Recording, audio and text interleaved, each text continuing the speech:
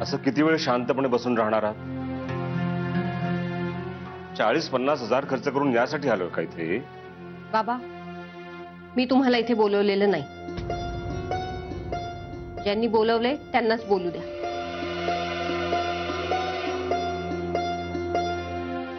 सविता, तुम्हाला सांगणार आहेस का बोलवलंस इथे? जसं काही माहीतच नाहीये ना. मला कसं ठाऊक असणार आहे? बरोबर आहे. घरात लक्ष असेल तरच माहिती असणार ना. ठीक आहे, नाही लक्ष. सांग आता. नुपूर आणि ही दोघही मला या घरात नकोयत. काय काय म्हणालीस? जे तुम्ही ऐकलत ना तेच म्हणाले मी. ही दोघं जर या घरात राहणार असतील ना तर मला जगणं असह्य होईल. मग सवय करून घ्या, कारण आम्ही हे घर सोडून जाणार नाही. आणि समजा बाबा तुम्ही यांचं ऐकून आम्हाला जा म्हणालात ना तर आम्ही कोर्टात जाऊ. ऐकलं? भाषा ऐकलीत का? आता कळलं मी तातडीनं तुम्हाला इथे का बोलवलं ते? सविता, एक मिनिट. स्नेहल, काय चाललंय घरात? आणि तू काय बोललीस हे कळतंय का तुला? हो बाबा, पण कर नाही त्याला डर कशाला? जर एका मुलीला या जगात आणण्यासाठी मी हट्ट धरला म्हणून कोणी मला घर सोडायला सांगत असेल तर त्याचं तंगडं मोडून ठेवीन मी. बघा, तंगड्या मोडायची भाषा बोलतेय.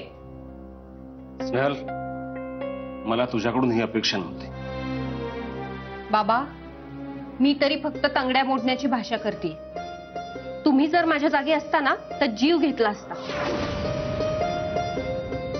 बाबा, तुम्हाला माहितीये मी प्रेग्नेंट आहे. हो, पण मग त्याच्याविषयी पण तासभर चर्चा पण केली की. फोनवर आनंद पण साजरा केला. हो, पण त्यानंतर गेल्या आठवड्यात आम्ही माझ्या गायनॅककडे गेलो होतो.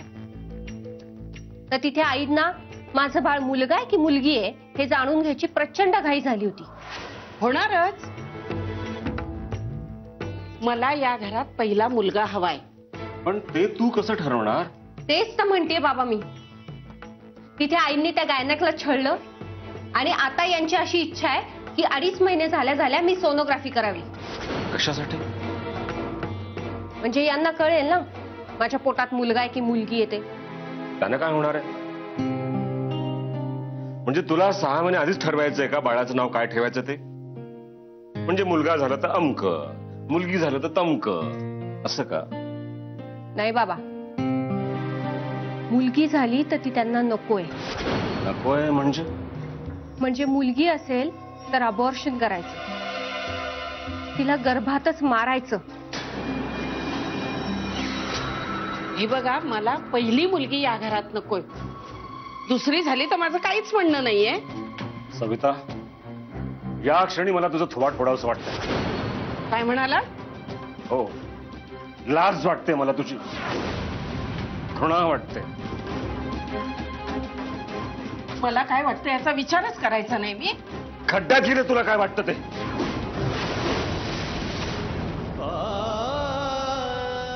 लोक मला कायम विचारतात, का तुम्ही परदेशी नोकरी करता? एवढा काय पैशाचा मोह?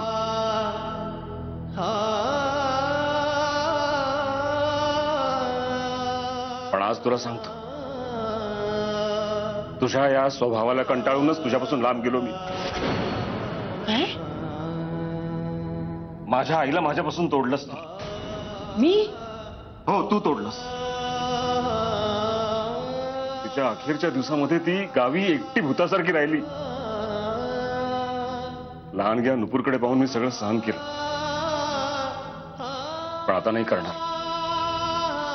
माझी सून या घरातच राहणार, तिचा हक्कच येतो.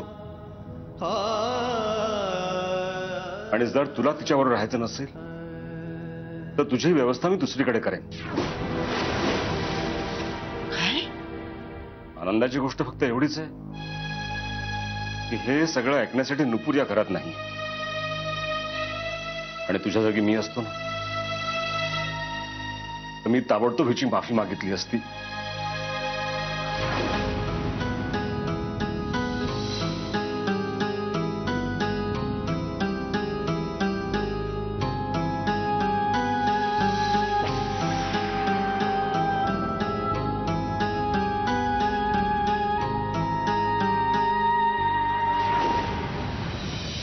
Six seven go. बच के तू रहना रे, बच के तू रहना, नहीं दूजा मौका मिलेगा संभल. काय चाललंय? मला नाही येते रुक्सानाताई. हे बघ, खोटं बोलू नकोस. तुझं लक्ष नाही अजिबात. लक्ष आहे पण मला नाही जमत आहे. काय नाही जमत आहे? एक स्टेप मिस करतीयस तू. नहीं दूजा मौका मिलेगा संभलना. आलं का लक्षात? आणि एनर्जीला काय झालंय आज? हा, चल बरं परत. 5 6 7 गो.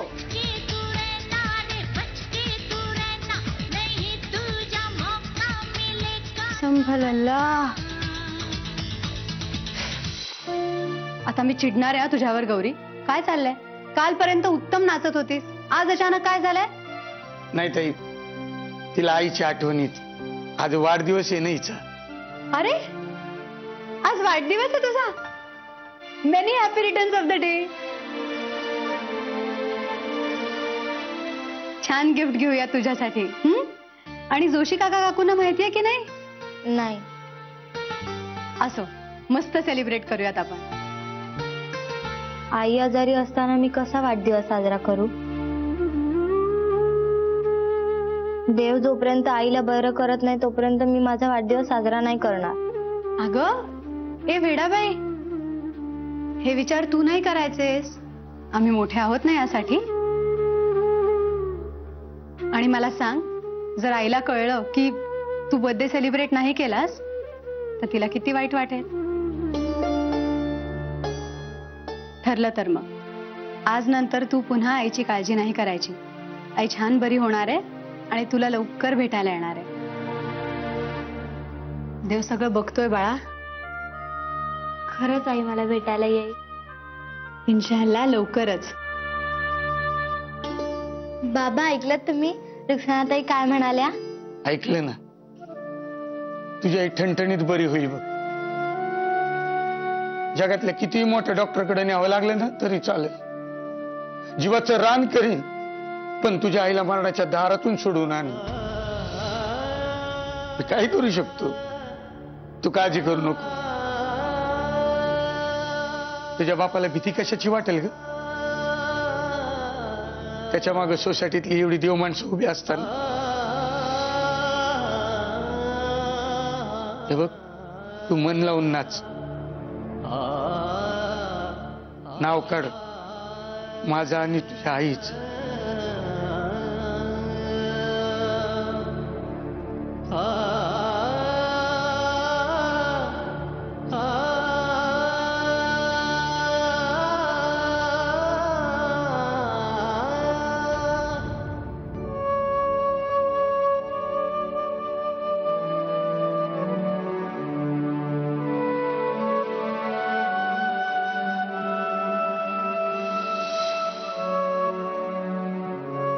रुक्सानाताई, आता बोला. तुम्ही सांगाल त्या गाण्यावर मी नाचेन, ते पण न चुकता.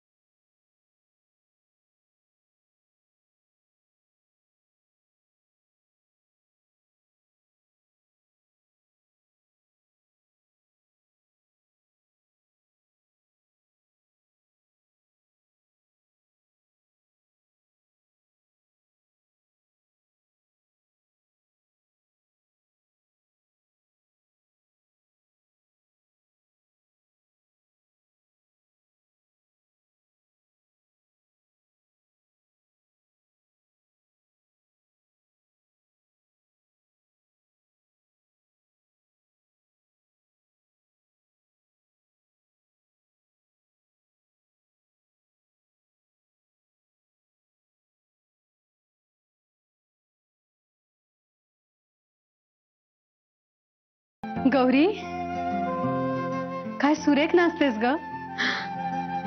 काही वर्षांनी मीच येणार आहे तुझ्याकडे नाच शिकायला. मस्करी नका ना करू ताई. मस्करी नाही ग बाळा, खरंच सांगते. आता दुसरं कुठलं गाणं?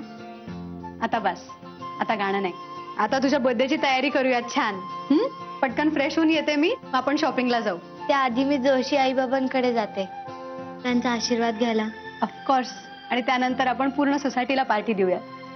हो देऊ की, पण पैसे किती लागणार? नाही, व्यवस्था करायला हवी ना तशी. अपमान करताय ना माझा? माझ्या लहान बहिणीसाठी करते हे सगळं. खरं सांगू,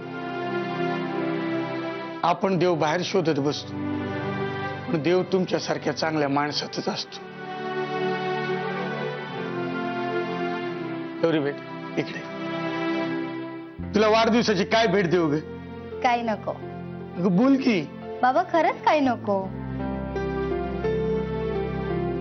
हॅलो वरुण, येताना एक मस्त केक आणशील आणि त्यावर हॅपी बर्थडे गौरी असं लिहून आणा. बाय.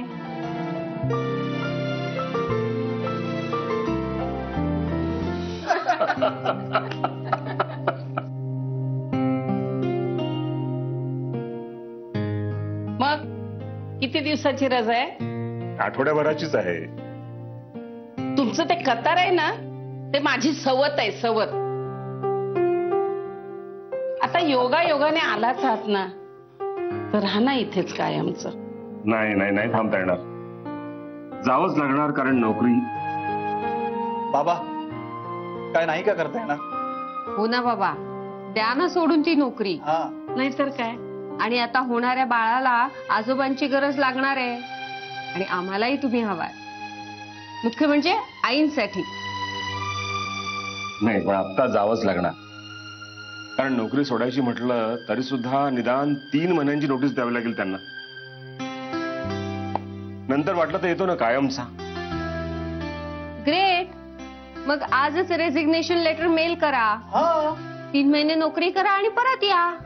चला, म्हणजे हे 3 महिने मी येते तुमच्या बरोबर. अरे बापरे. अरे बापरे म्हणजे दुसरी कुणी नाहीये ना कतारमध्ये?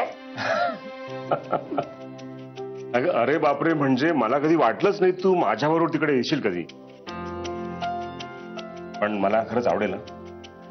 नाहीतरी भूतासारखं तिथे एकटा राहताना मला अगदी जीवावर येतं ग. आणि मला काय आनंद होतो तुमच्याशिवाय इथे राहताना.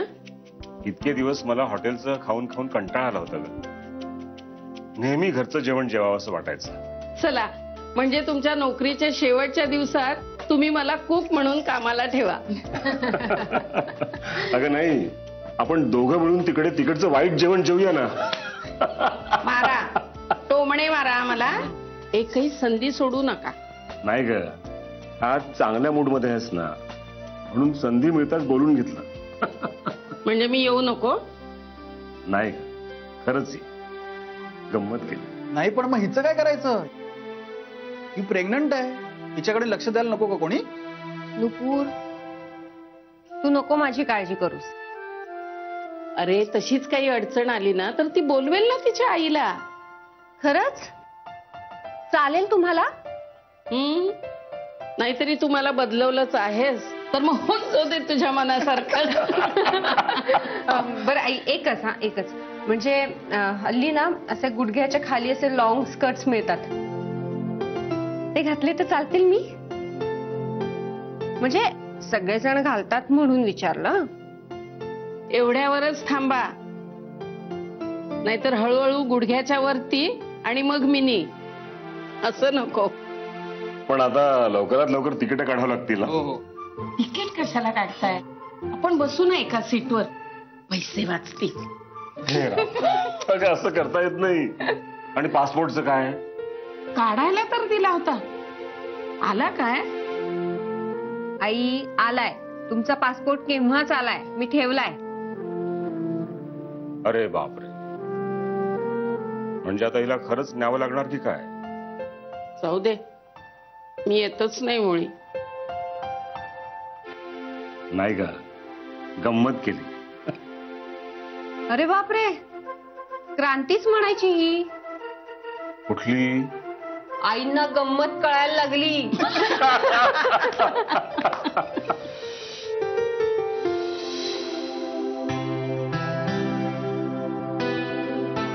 कॉफी. थँक्यू. मस्त वाटतं असं, म्हणजे छान पावसाळ्याचे दिवस, भरून आलेला आभाळ, हातात कॉफीचं मग आणि सोबत तू. वाह, और क्या चाहिए? हा, आधी कॉफी कशी झाली आहे सांग.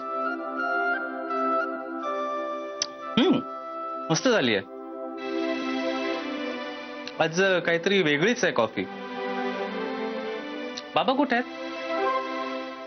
त्यांना पण खूप आवडेल. बाबा क्लिनिक मध्ये आहेत. इतक्या लवकर येतात का ते कधी? खरंच की. पण आता पाहिजे होते बाबा, पण त्यांचं ते क्लिनिक काही सुटत नाही.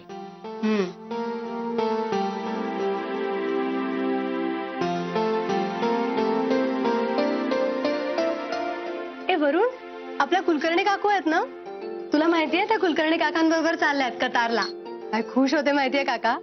हो, तुला कुठे भेटले? अरे आपल्या घरी आले होते बाबांना भेटायला. खूप वेळ गप्पा चालू होत्या. एकदम फर्स्ट क्लास झालं हे कुलकर्णी काकूंचं तिकडे जाणं. तुला माहितीये किती वर्ष एकटं काम केलं त्यांनी तिकडे.